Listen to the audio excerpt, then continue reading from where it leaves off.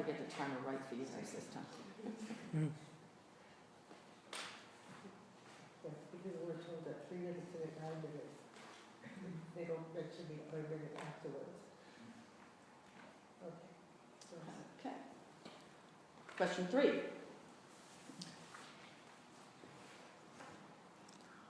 In just 1,337 words, the Declaration of Independence altered the course of history.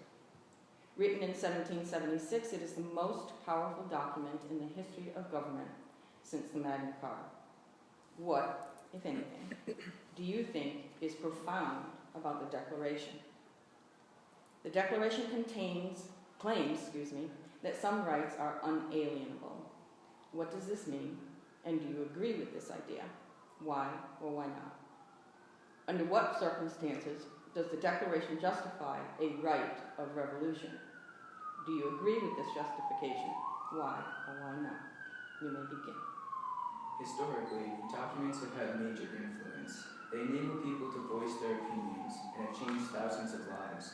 One of these is the Declaration of Independence, which stated that the American colonies officially declared their separation from Britain. It listed all the wrongdoings that the king had committed and sparked the Revolutionary War the United States ferociously fought in order to become an independent nation. This document's significance has exceeded 1776 and continues to shape governmental ideas around the world today. The Declaration is very profound as it embodies ideals that had not been the foundation of government before. The author, Thomas Jefferson, supported the ideas of the philosopher John Locke and his philosophy that all people are born with equal and natural rights to life, liberty, and property. Locke believed that the people should control the government to achieve success, and Jefferson mirrored this by writing, "Governments are instituted among men, deriving their just powers from the consent of the governed." The Founding Fathers wanted to create a different government for Britons based on consent of the governed and popular sovereignty. This is direct representation and is quite different from Britain's virtual representation. It supports the principle of popular sovereignty and not the interests of one person or group who do not accurately represent every citizen under their control. This document sets the foundation for a fully representative government that grants and protects natural rights for everyone. Unalienable rights are an important part of the Declaration of Independence. The term unalienable is significant, considering that the colonists' rights have been violated many times through unfair governmental actions. This term means that every human possesses rights that they are born with, and they should not be allowed to be taken away by anyone. Knox beliefs inspired natural rights to be written in this document when it says, "All men are created equal and endowed by their Creator with certain unalienable rights, life, liberty, and the pursuit of happiness." In contrast to Britain, where citizens' rights are protected based on their ethnicity and social class, Americans' rights do not regard status. The Declaration of Independence helped the colonists realize they needed a new government to protect these rights in a way that they believed was fair and just. Although they are unalienable rights, they can be taken through due process of law, as Amendments 5 and 14 of the Constitution say. This means that government can take away these rights, but only by following certain rules and procedures set into place beforehand to protect the citizens, limiting the government. The Declaration also gives people the right to vote. It is written in this document that it is the right of the people to alter or abolish it and to institute new government.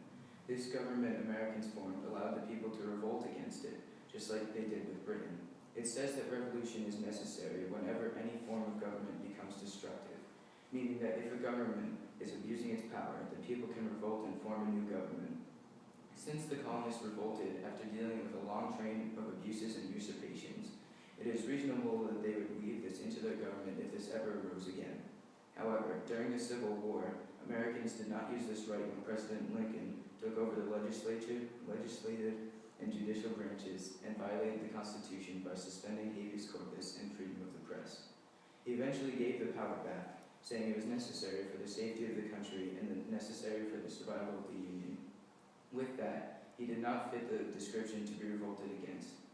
When needed, every government should be limited by the people and kept within the guidelines of their laws. When the Declaration of Independence was written, its authors were oblivious to the legacy that this document would have in the world. No one can deny its powerful message that states government should be established on the principles of the people's rights to maintain an orderly nation. Across the globe, many other nations declared their independence because of the inspiration and influence this document shared with the world, like Mexico separating from Spain in 1821, and Ireland, Canada, and Australia declaring independence from Britain in the 20th century. The Declaration of Independence will continue to be the template for creating a basic government for years to come, and will leave a giant footprint on the ground of government forever. Thank you. We are now ready for your questions.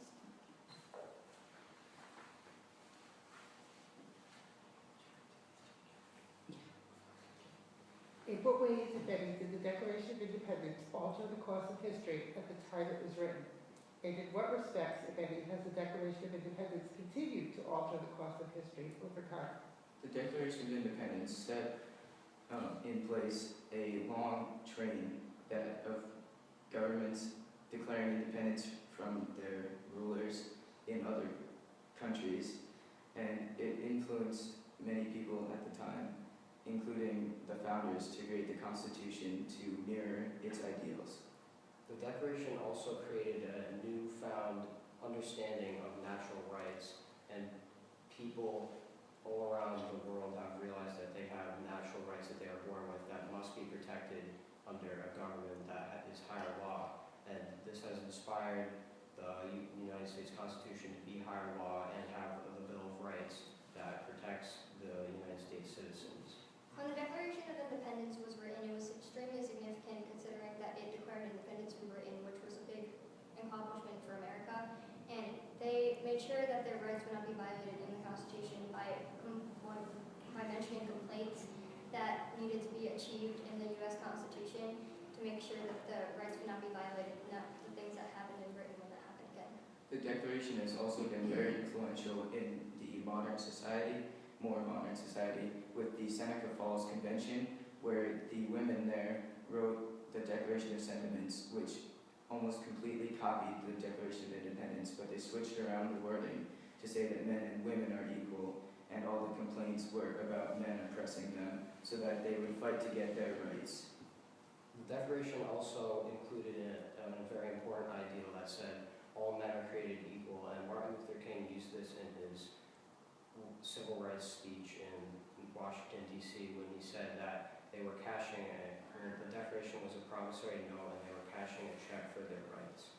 And this phrase, all men are created equal, has been the influence of many other rights and amendments that have been passed, such as the 19th Amendment, the 26th Amendment, and the 15th Amendment, allowing African Americans, women, and people 18 or older to vote, which allows everyone, no matter what race or sex or social class, allows everyone to vote, and they're all equal.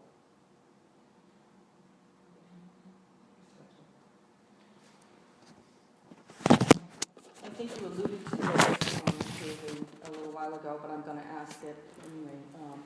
Why did the members of Continental Congress believe it was essential to write a formal declaration from Britain? Writing a formal declaration would show that they wanted to have written documents so that they wouldn't be changed by just passing a law like the British government had, and it made it more formal so that the British government knew exactly why they were leaving and what they were going to protect in their future government. As my colleague said, they included a list of grievances or wrongdoings that the king had done. This was for a better and more formal to have an entire list of all of these wrongdoings instead of just stating it or coming together and talking about it. Instead, they have a list that everybody can refer to and look at in the Declaration of Independence so that people will understand why they're declaring their independence. The fact that the Declaration of Independence was written at the time it was and it helped to declare independence was very important because when it was written, it really showed how the American colonies were really infuriated with Britain and how they just didn't want to deal with the fact that they were violating their rights and constantly trying to change the Constitution. And it kind of set forth ideas that they wanted the founders to put into the Constitution so it would be higher law, protect the people's rights better, and efficiently protect people's rights without them being violated constantly like they were in Britain. The Declaration also showed that the American people could come together as one nation to make a good government that would follow their principles and ideals that they needed and wanted when they were under British rule, and they made sure to protect those in their future government.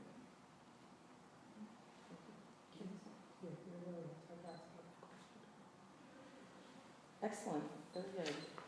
You addressed some very good points, particularly in the follow-up questions. I was pleased with that because I was waiting for you in your presentation to answer the question whether you agreed with the unalienable rights. I was really curious to see what you had to say about that, and I don't think you really addressed that. So when you're answering your questions and you're making your presentation, you really need to make sure that you address the specific question.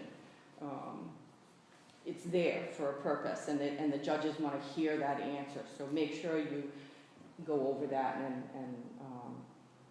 include that in your responses. You did so in the follow-up questions. That was great. You were right on with the follow-up questions, but in your presentation, I thought it lacked a little bit of that. Otherwise, I have no criticism. You guys have done a great job. You obviously have studied this.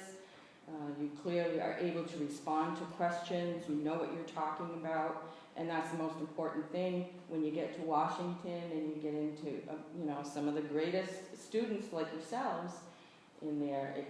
It's a lot more intimidating than it is here, and knowing your stuff is really critical, and you clearly do that. So congratulations. Again, I agree with you for the most part. I was waiting to hear whether you agreed or disagreed too, and you didn't really get into that. The only other thing that I would mention is on that last question with the why did they feel it was essential to write a formal Declaration of Independence? You might want to think about the fact of who the audience for the Declaration was. It wasn't the colonists. It was for the people of England and Europe to justify the revolution. So you might want to address that a little bit. But other than that, I thought you did a really good job. Your citing historical support is excellent.